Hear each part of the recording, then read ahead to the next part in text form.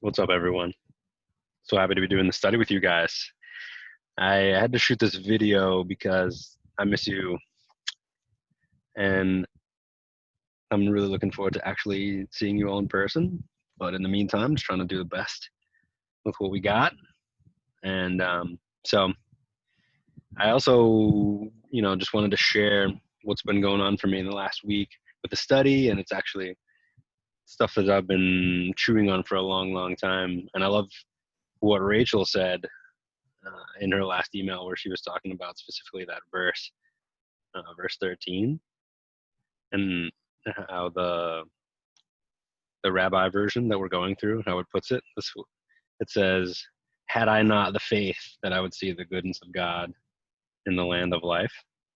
My ESV, my trusted ESV, does it a little differently. It says, "I believe that I shall look upon the goodness of the Lord in the land of the living," which is awesome, and I've gotten a lot from that. But I love the conditional arrangement of it, where it says, "Had I not the faith that I would see the goodness of God in the land of life." And I just love how it begs the question to fill in the blanks, like, what would happen?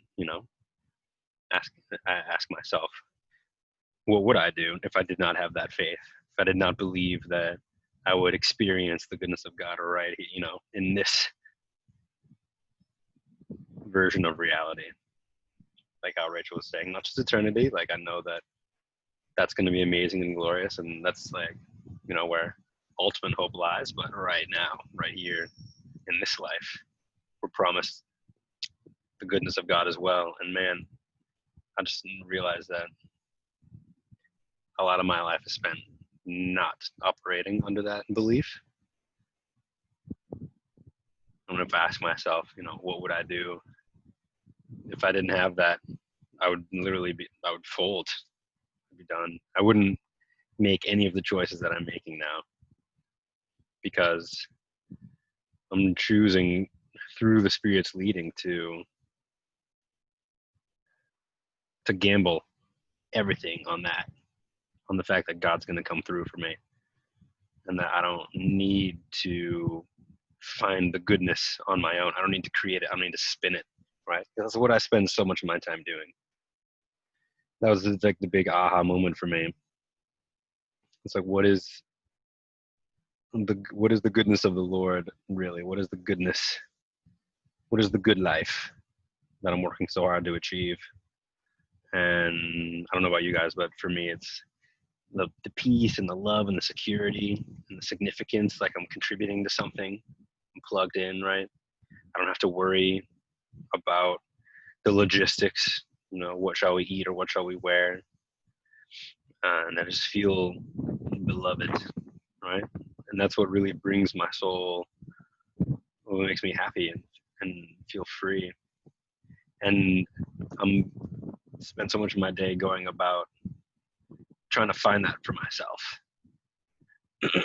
All the stuff that David talks about in the Psalm up into that verse, right, where the victory and the lack of fear and being lifted up above his enemies and standing on level ground and just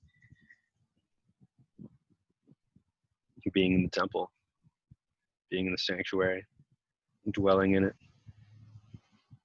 That all of that is promised by God, that He's gonna bring it. He's gonna bring it to me. I'm gonna see it. I don't need to do anything different. I don't need to make it for myself. That's the big switch, because I've, like I said, spent so much time trying to bring all that about for myself, and it's a lot of work. It's a lot of pressure, and I don't like it. And then I end up feeling farther from the freedom and peace that I want to experience.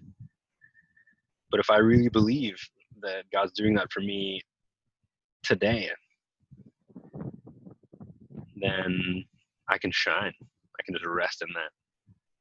And I don't have to clamor my way to get to somewhere where I'm not already. But I can just relax, and I can be here, and I can be filled up in that light that verse 1 talks about is everything for me. And can just rest and find hope in the fact that God wants me to thrive. He wants it even more than I do. He just wants me to let him do it and get out of my own way. And he's not going to fail in bringing that about. He is faithful and he does what he pleases. And his mercy is complete. I don't need to change. I don't need to be different than I am today.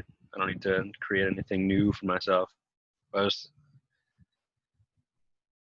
steward everything that he's given me already and shine brighter. It gives me so much hope and inspiration to just wake up to each day and wrestle with the same demons, you know, and read the same psalm every day for 50 days and just step back into the same ring, you know. It's like it's the same hope that comes in the very next verse after the one that we just read, where he's talking about be strong and let your heart take courage. Wait for the Lord. It's like if you really, when I believe that when I have the faith that I'll look upon the goodness of the Lord and then I have hope and I have courage and I have strength that he's going to do it.